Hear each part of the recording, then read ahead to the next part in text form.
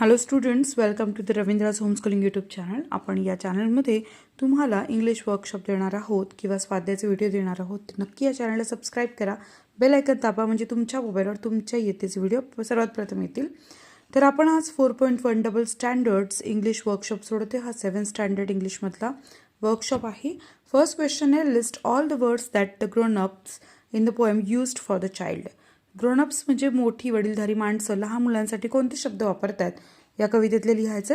Stubborn, rude, clumsy, careless, terror, wild, naughty, wrong. Question 2 आहे, list all the situation describe in the poem.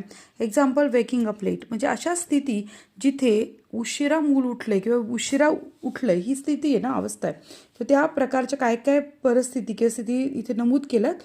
First, waking up late. Second, say no to something, raise voice, breaking something, doing something wrong, quarreling with friends. Find the antonyms of lazy, rude, firm, careless, wrong. The lazy is antonym active, rude, polite, firm, soft, careless, careful, wrong, right. Question 4 आहे, translate the following into your mother tongue.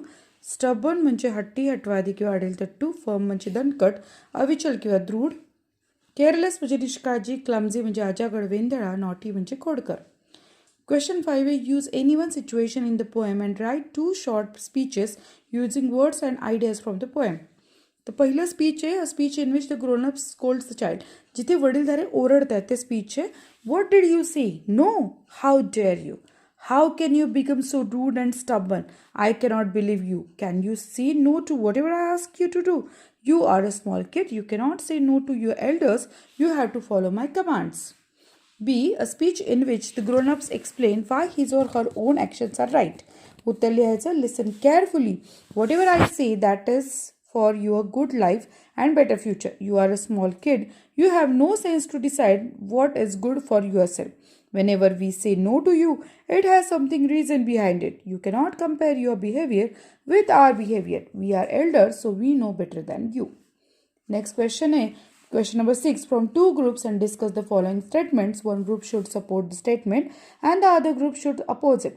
You may use English or your mother tongue wherever necessary in the discussion. आता इथे आपल्याला काय करायचं आहे, वर्गामध्ये 2 गट पाडायचे. एक म्हणणार की ग्रोनअप्स ऑलवेज राईट, दुसरा म्हणणार नाही, चाइल्ड इज ऑलवेज राईट. म्हणजे वडीलधारे योग्य असतात, दुसरा म्हणणार नाही, मुलंच योग्य असतात. तुम्ही कोणाच्या बाजूने मला कमेंट करून सांगा. पण तुम्ही हे डिस्कशन करताना इंग्लिशमध्ये बोला किंवा मराठीत बोलू शकता.